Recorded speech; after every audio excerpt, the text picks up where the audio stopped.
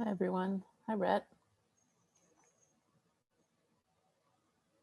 Hello, Jenny. Good to see you. Yeah, good to see you too. Well, I like all those things in the background. They look cool. Nice Photo to see you. in my lab. Cool. Okay. So we have Axel, Rhett, Dawn, Sasha.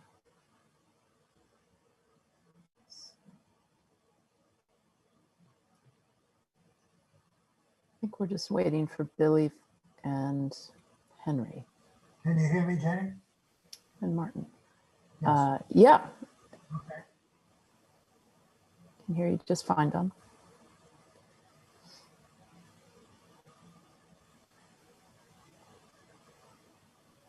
I'm in the middle of a beautiful forest right now, covered with white.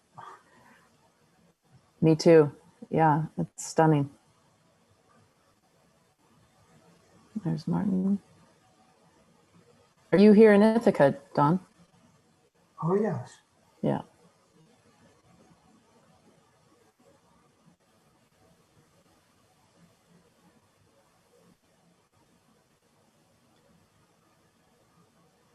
So Billy should be in here soon. We just finished with Allison. okay. Same with Michael Murphy. Brett, you're already here. Timur was also with Allison. So was Tao. Henry. Am I? Oh, I'm looking at the. You're on the wrong one there, Martin. I think I was like, man, this is a very similar Jerry here. we're just waiting on Billy and Henry. Okay. You know, while we're waiting, we ought to have 1-year theses. Well, you're about to see one, Don. Good. Yeah. It's great. Yeah, maybe while we're waiting. So Zhenxiang is one of our MSAAD students, which is our post-professional program. And we recently relaunched our 2-year option. So students are able to opt for a 4th semester. There's Billy, great. And so Zhenxiang is one of our 4th semester students, and there's quite a rigorous gate to go through to pursue a thesis in the post-professional program. So he's been developing his thesis over 2 semesters, which also included the summer. So it's a bit longer than 2 semesters. And so I'm his committee chair, and Martin is also a part of his committee. So with that, I think we're just waiting on Henry, but I think in the interest of time, we'll go ahead and get started. Zhenxiang, I'll pass it to you. Hey everyone, and may I share my screen now? Mm-hmm.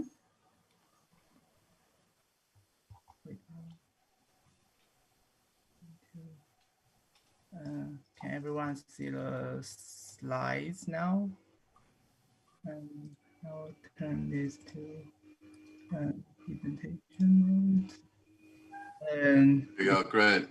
everyone able to only see the presentation mode of my slides.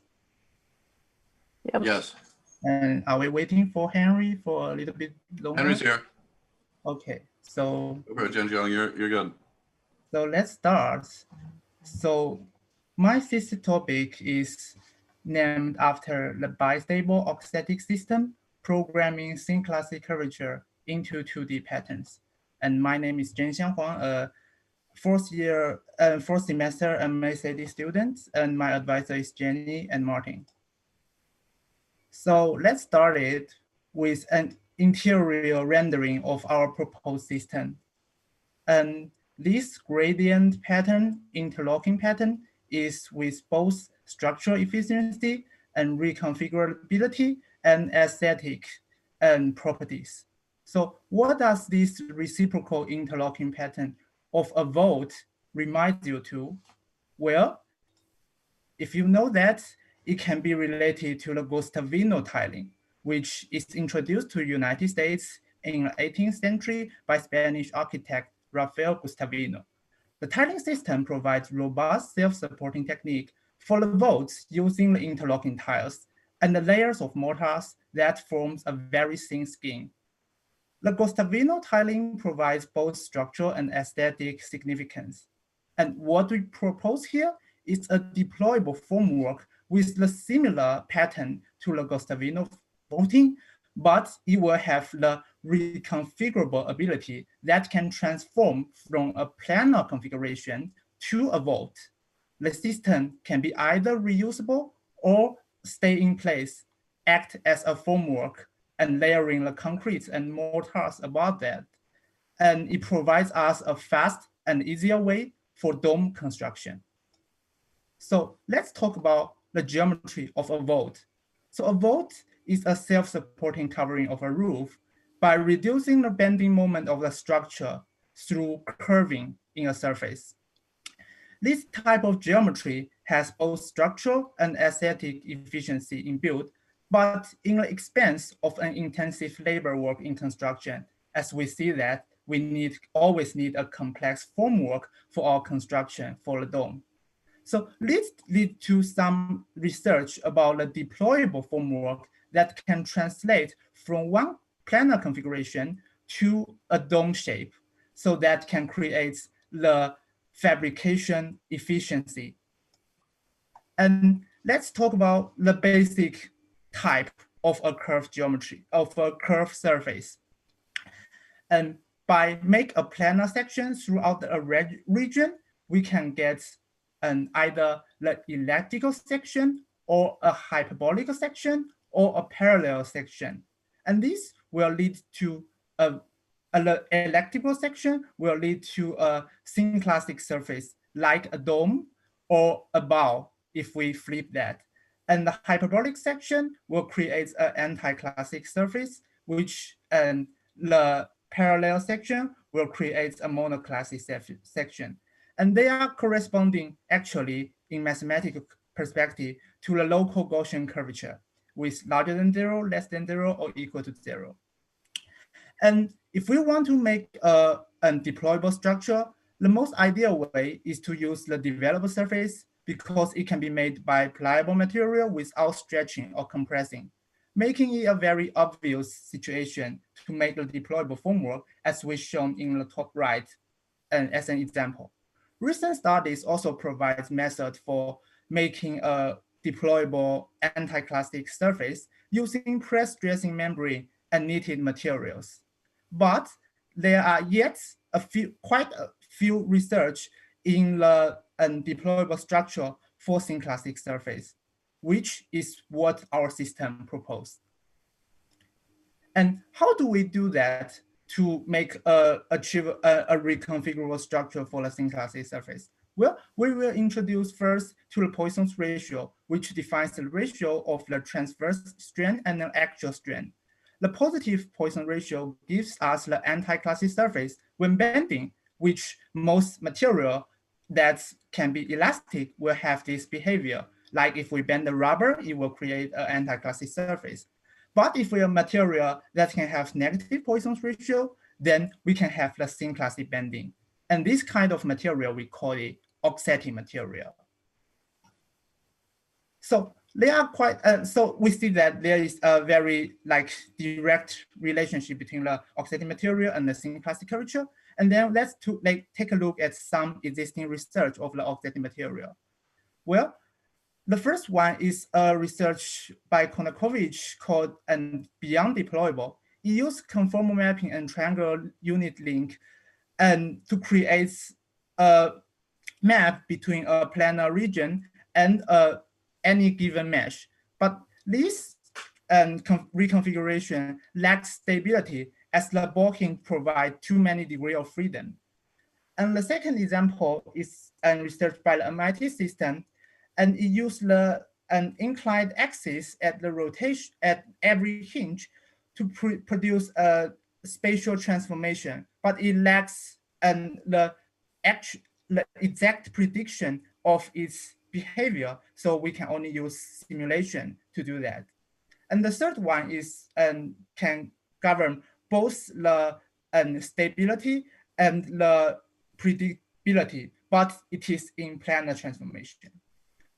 So the paper introduced by Zhenxiang in AAG 18 provides us a new research direction of auxetic by combining it to the bistable mechanism.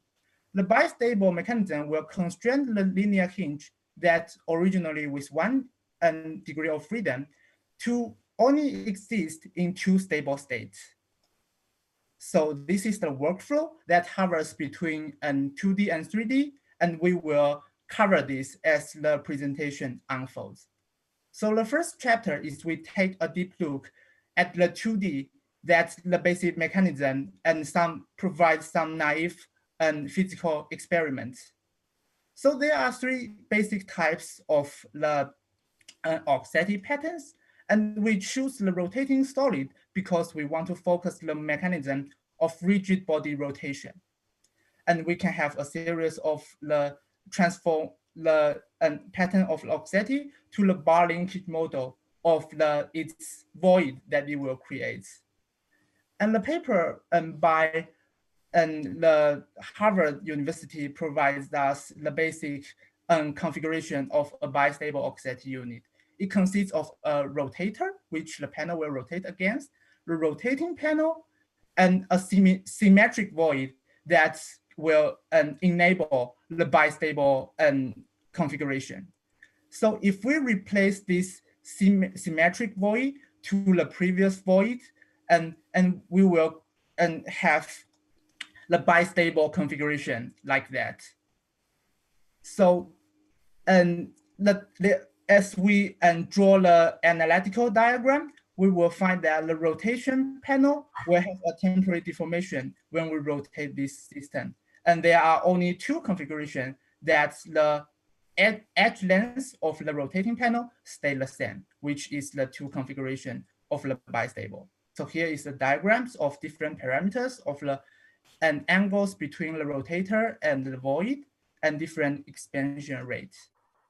So we can broadcast the hinge to a spatial behavior inspired the kinetic X research by the MIT team.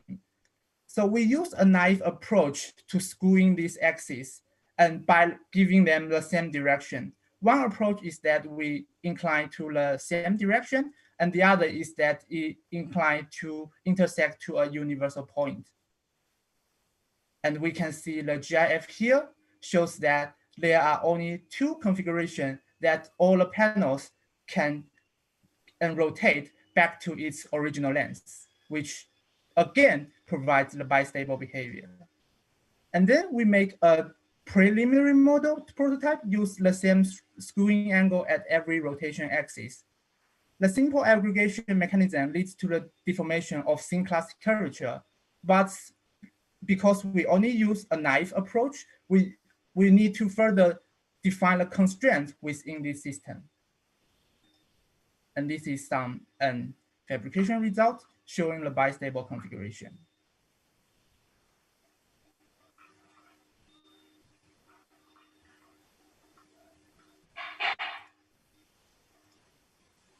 And after that, we can go back to 3D to identify the constraints and make the mapping from 3D to 2D.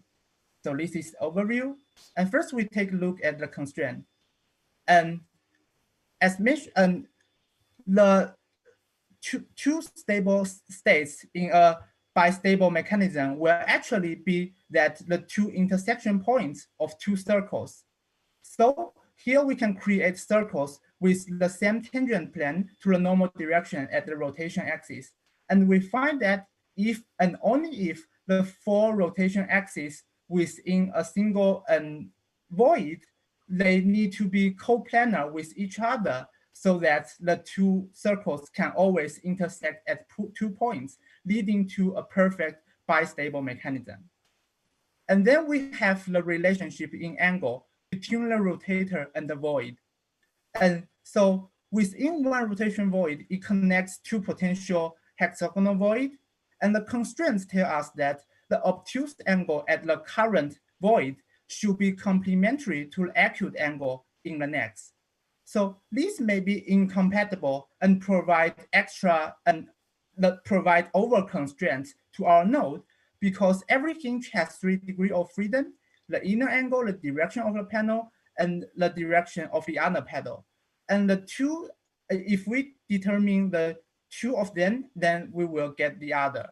But notice that the closed loop of our rotator limits the sum of the inner angle to 360 degree, so that this provides an extra degree of freedom. But this can be reduced if the angle, if the general condition reach a certain constraint, and we will introduce that later. So we can use a very manual way to satisfying all the constraints and make it in plan. So as we see, this is a diagram that we satisfy those constraints and make an aggregation of those panels, and the plan, the close and pattern will like the left and the opening are like right. And after adding the two constraints, we will get coplanarities at the dihedral angles in between. And then we want to introduce the mapping strategy that systematically project a 3D geometry to the 2D bistable auxetic pattern. And the first part is guided by the rule introduced by the follow-up research of the Ucho's AAG paper that I mentioned previously. And the second part of this is a complete pipeline of making the flattening pattern.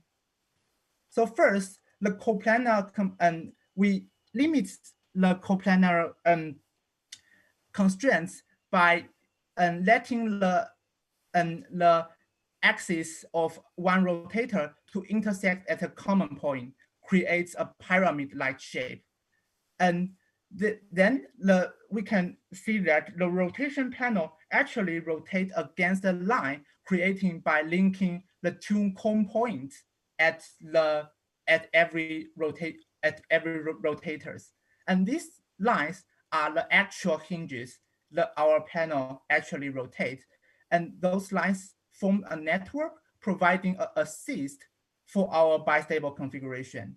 If we mirror the actual rotation axis, and we can see that the panel will have two configuration states. And if we extend the panel edge to its neighbor, and then we find that we get a quad mesh, a very clean quad mesh that is actually the parallel mesh of our panels. And then we find that if we unroll, if we make the mirror configuration and make the projection, and then we will get a separate result if there is a synclastic curvature, but an overlap result if there is anti-clastic curvature. So next, we need to limit either of the configuration to a 2D domain, and we can find the angle relationship between the implicit axis network to the actual mesh, and can be gradually flattened if we reduce the angle from the same to as half as the inclination of the first one.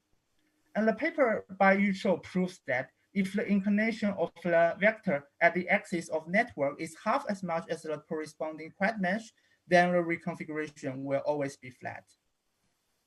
And then we want every quad created by the quad mesh and include axis network to be always planes. So the offset beams of the edges at a conical mesh can have this kind of property, which indicates that if the reference mesh is a conical mesh, then we may get the results that satisfy our coplanarities. And when flattening, the offset lines at the nodes will be separated to the number of lines by the valence of these nodes. And this leads to the separate corners to locate in circles centered by the flattening projection of the points of the nexus network, as the white dot shows. If we look at the plan, the complementary constraints transfer the lines linked to the center and of every quad, and can lead to the position of the next quad by making a mirror process of this mirror axis.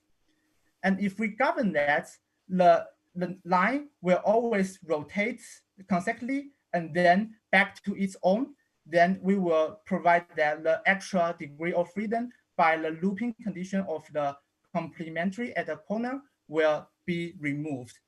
And we prove that and it leads to the proof that the condition will be the sum of the two diagonal angles to be the same as the sum of the other two, which is exactly the condition for a conical mesh. So here is the algorithm to provides the hinge of every location, and if we have the location of the first hinge. And this is the case that a node with 3 types of degree of freedom. Originally, it only has, it may have 0 degree of freedom, but we give these conical conditions, so this mesh will have at least 1 degree of design degree of freedoms. And this is the algorithm part. And then we can see first, we have a thin classic conical mesh as input, and we make the phase offset at the mesh, and we get the axis network, and then the offset beams. If we flip the axis network, it will result to a separate beams, and we are given to a separate flattened mesh. And we construct a base graph connecting the points at the bottom mesh and the flipped axis network. And we perform the algorithms that locates the hinge locations. And providing the hinge locations and the hexagon voids, we get the final flattening configuration. And here is some different examples. And this is the overview. And we can have double configurations of the bistable case. And because the curve state can be either a closed auxetic or an opening auxetic. And this is created by simply extend the rotation axis at each cones of the rotator. And this is a simulation of the bistable auxetic reconfiguration. After that, we make some designs and applications. And this is a rendering of a proposed shell pavilion. And first, we need to have a design strategy that both follow the conical condition and the thin classic curvature. We create this by design a tangent surface, a tangent mesh at a Gauss sphere, which is a unit sphere. And then a layer of also and to get some parallel mesh that provides as the design alternatives. So the mesh can be created by rotate an edge around the center point of the sphere, or make some mirroring against the plane created by the points of the sphere center and edge. And we can make the modification at the edge by parallel offsetting. And this is a redrawing of some parallel meshes. And this is the different configuration of tangent meshes at a Gauss sphere. And we can make that a very obvious application for this is to make a shell pavilion. So this is one design exploration I have by the previous rules that for the strategy as design. And this is the interior rendering that creates multiple entrances at the shell. And we can also make a vertical screen. One approach is that we use a unit component.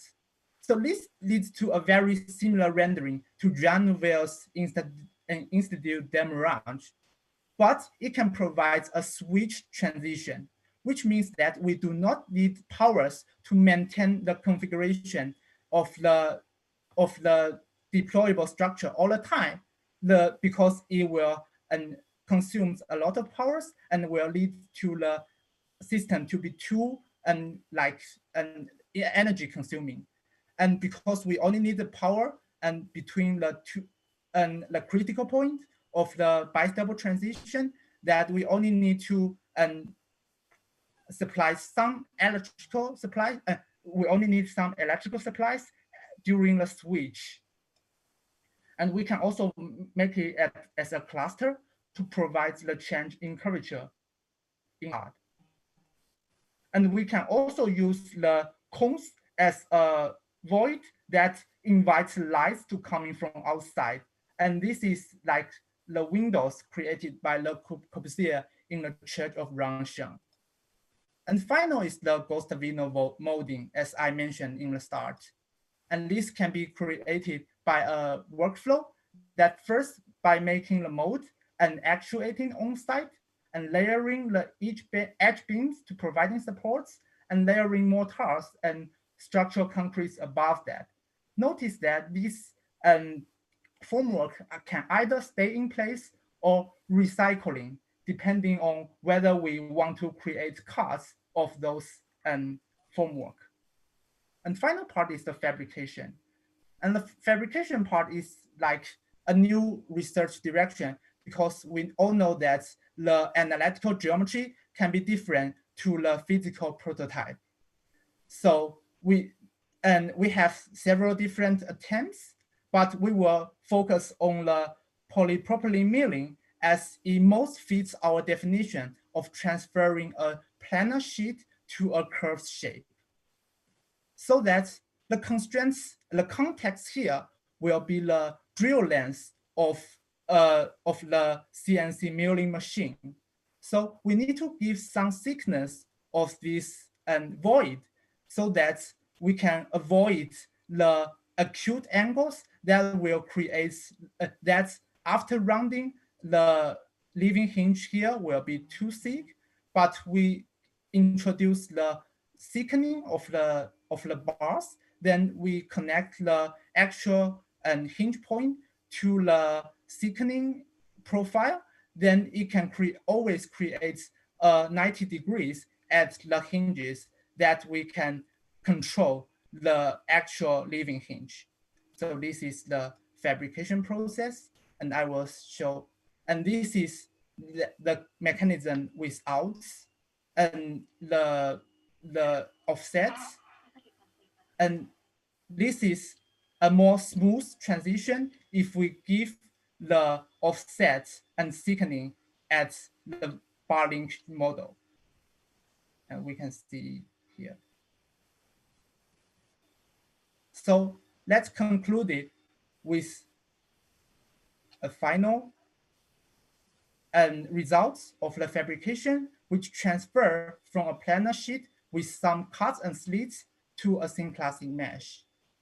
And we see the reconfiguration process here as it satisfies the bistable mechanism, as we see the clip here.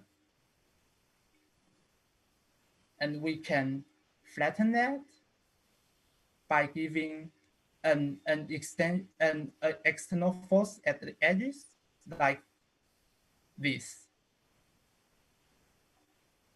And it can reconfigure back to the planar configuration.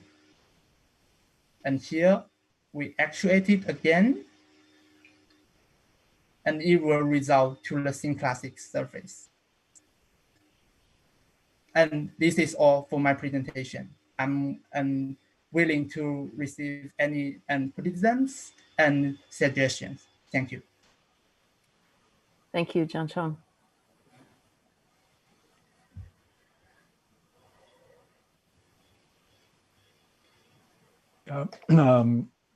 Can jump in, like the very rigorous and in detail research, and both in grounding it in the actual geometric details, which are really crucial for this to be possible, and also define it in the sort of general sense, like how much it is generalizable or how much is it a specific sort of limited case. So there's lots of detail in there, which is obviously also difficult to follow immediately to verify, but it seems credible in how you presented it, and that it is feasible to do this. I have a few questions to the actual application. I mean, it's fascinating to have these the structure, to see the structure you have proposed and developed, but you also then position it into a building context and scale, and also claim that its elegance is, in a sense, also in its reusability and transformability. But when I'm watching the actual hand demonstration of the part, there's a lot of dexterity needed to actually trigger the actuation shifts, right, between those bistable states. And I'm wondering, like, it seems like the actuation can happen localized, right? It's not an over-constrained system that it has to happen instantaneous throughout the entire system, but it seems to be possible to propagate that, right? But exactly in this diagram, the actuation part is one part that I'm quite curious about, because the sort of hand size prototype is very different from one that is, let's say, at the scale of the vault, as you propose, where the actuation would actually compete with both self-weight and also deformation of the hinges through self-weight, right, gravity, which introduces bending moments in what needs to be planar to function in terms of the hinges, right? And also that once the vault is actually loaded through acting as a shell to as formwork, right, that very force would actually keep it locked, right, in a sense. Right? And to pop it back out, you would actually have to extend the vault, which doesn't work, right, because it's constrained by both the edge beams and the material above it. So it would need, it would need some more, probably, I mean, similar to concrete formwork, there's probably more complexity involved in the actual, like making these, like, let's say, capitalizing on the elegance of the pure geometric system when it gets to the sort of deployed state. Right? Yeah. But that's not a complaint so much, but more, thinking about how to maybe leverage the intricate qualities of the system to maybe also resolve that, right? Which may be almost like a parapluie, kind of like a umbrella-like out of plane sort of popping release in a sense, right? Which I could imagine be possible. And the other quick question I had about the energy state of the Nouvelle screen, I was not sure what you were referring to. The Jean Nouvel screen is famously static, right? Because it's broken much since the beginning. So it doesn't need energy to keep its state. So I didn't understand the argument that your system would only need energy to switch states and then none to maintain it. It's broken because they consume like too much power to make the transitions. So my state is that I do not need like extra actuation for this. This is only actuated when needed. But that's the same in any mechanical system. Like the motor doesn't have to hold up the thing from changing. So I was just perplexed because you made seemed to make an important point for that, which seemed to be the one thing that I would not see as the main quality of the system. I can think of the bistable, of course, is very intriguing because it's basically just an impulse, right, that changes it. And that's very different from like managing it, let's say, like the corkscrew in the Nouvelle system, where basically it is held at every state, right? So that, anyway, that was just a small detail that was confusing, so we don't have to extend it out. But overall, very, very rich and very intriguing and very convincingly developed and argued. So great to see.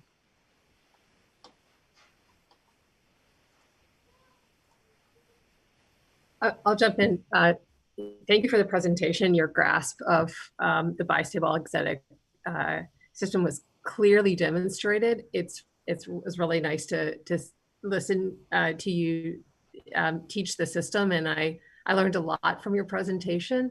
I have a lot of similar comments that Axel had here, and maybe I'll try to take a line of questioning that's slightly getting at the same questions, but slightly from a different point of view. I think one thing about these systems, and there's a lot of rich curiosity about auxetic systems, and to see how you've extended it is great. But one of the things that's always been a question is with these kinds of systems is this question of application and scaling, and I think that's one of the central questions that Ek was asking you. So when you show these two realms of application, either the wall or the dome, you're also implicitly asking this question about how to scale up the system.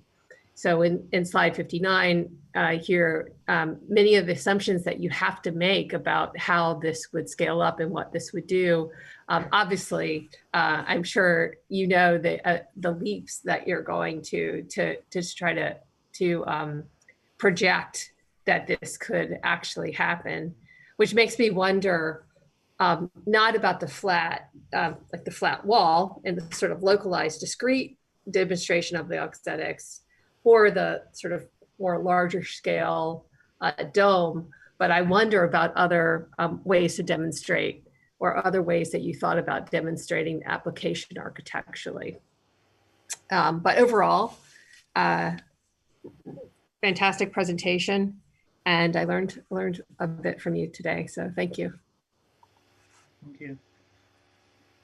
Could I add some things now? Can you hear me?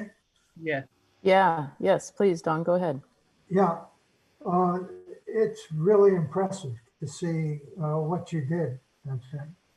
And I also learned. I was looking at this from 2 points of view.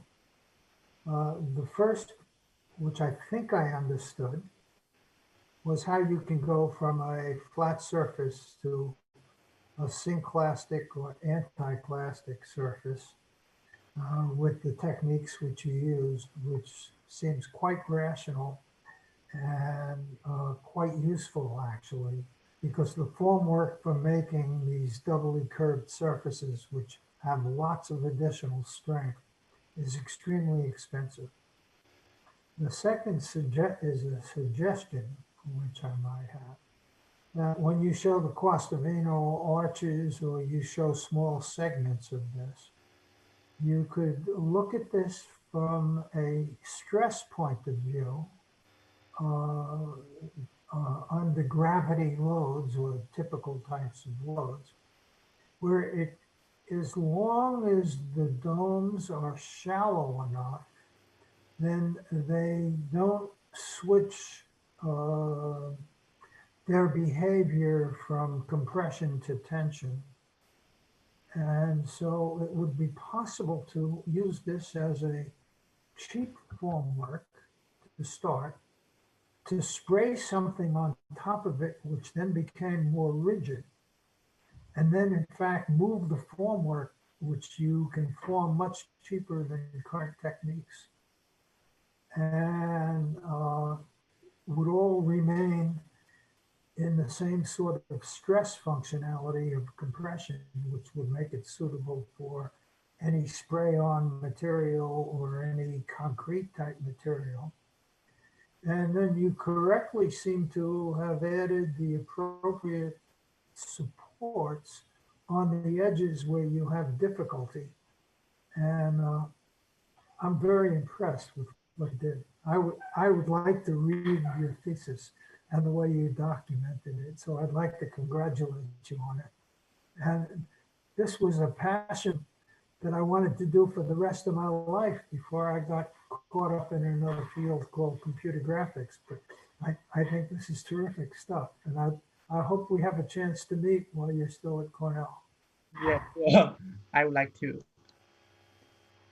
And I'm also interested in computer graphics, as I took the classes in CS this semester.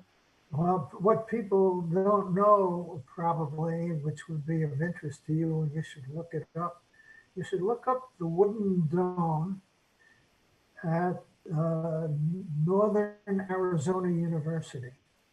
I think it's around a 700-foot diameter out of wood. And it was really designed in the basement of Rand Hall. It's interesting stuff.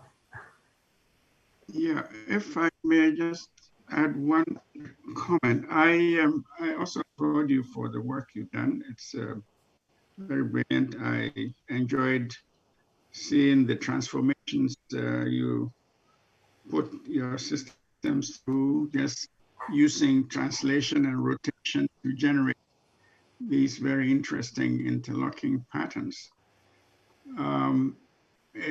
Your work reminds me a little bit of Arata Izosaki's sports stadium in Barcelona, where he devised this self-raising scaffolding system that was laid flat on the ground and then raised into the shape of the complex. What I'm wondering is, how do you account for the weight of the material that you are using to form these systems? What role does weight play in it? Does it have to be very light material, so weight is not important? And important, like, what is the role of weight and gravity for the system itself and the components that are moved from flat to spherical or box configurations? Could the you idea address that? is that it's very light and it only has the link at the edges, so that it creates beam-like system without the panel. Mm-hmm. So it will be like a very idealized situation. So at what point does that become a critical situation for you? For actual constructions. So it will be helpful if we reduce the weight of the panels.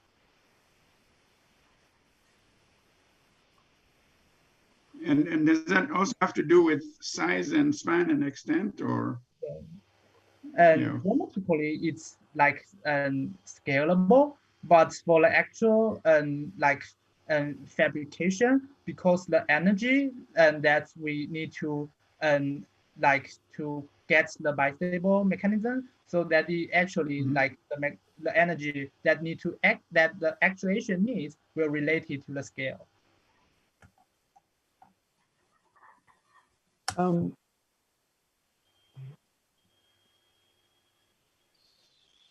So, sorry. I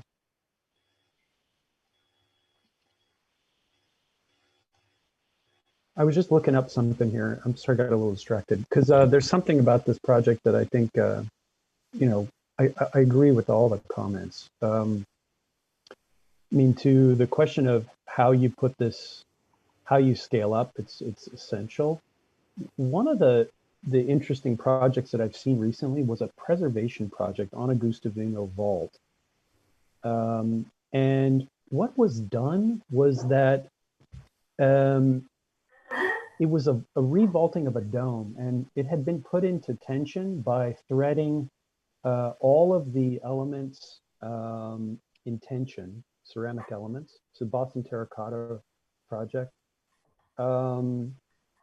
And what's interesting there is that there are pathways that you're identifying in the surface. Don was talking about this a little bit, that could be put into a stable state, depending on how you load it. And this also goes to Axel's comment about the kind of awkwardness of pushing on this thing, which is also its beauty.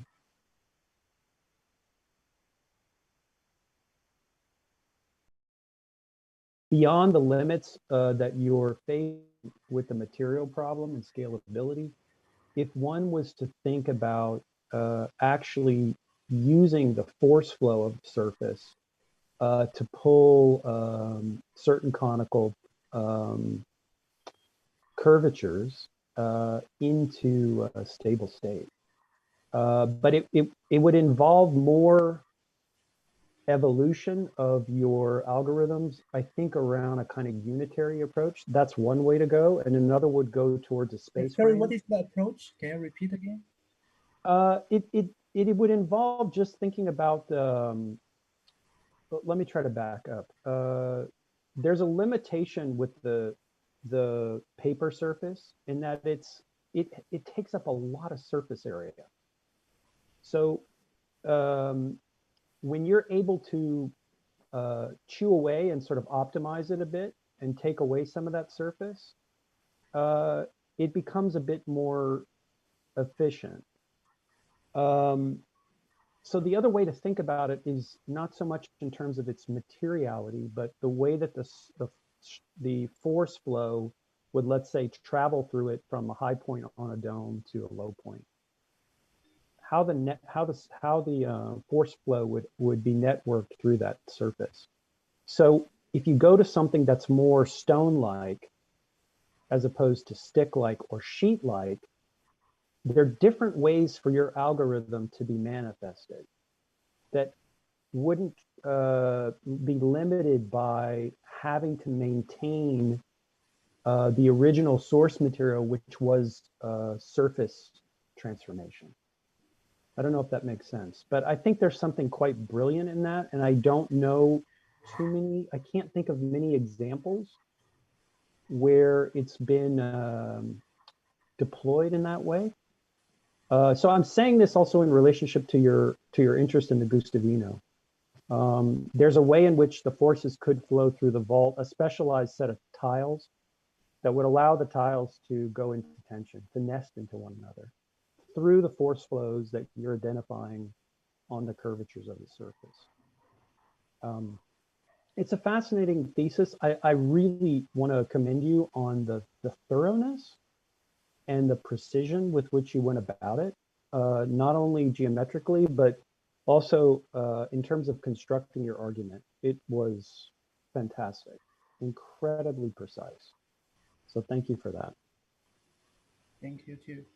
Thanks, Rhett. With that, I think we have to kind of close off comments, and Zhenxiang, we have to ask you to step out. Okay. Before you leave, Zhenxiang, I just want to congratulate you. It's been a sincere pleasure working with you for over 2 semesters. This has been quite the journey, and to echo Billy's comments, I've learned a great deal from your thesis inquiry, and I just so appreciate the commitment, the rigor, the obsession, and the curiosity. And, you know, I think an excellent thesis in many ways is a beginning. And so I look forward to seeing what you do next, perhaps in a PhD. I have a small question. Can I get the recording of my review? We'll ask about that. Oh. I don't see why not, but we'll double check. Okay, great. So I'm stepping out. Yeah. So now Okay, you have to. thank you.